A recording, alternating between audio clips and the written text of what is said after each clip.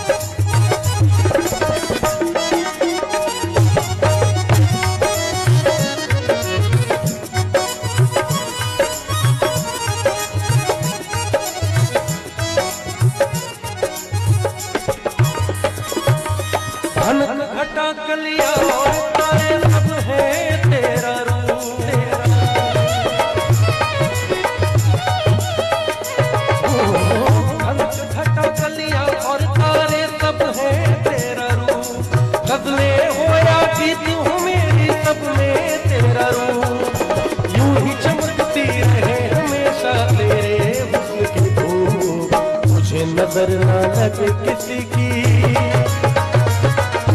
मुझे नजर ना लगे किसी की, जिए हजारों साल, एक तू ही धनवान है गोरी, बाकी सब कंगाल।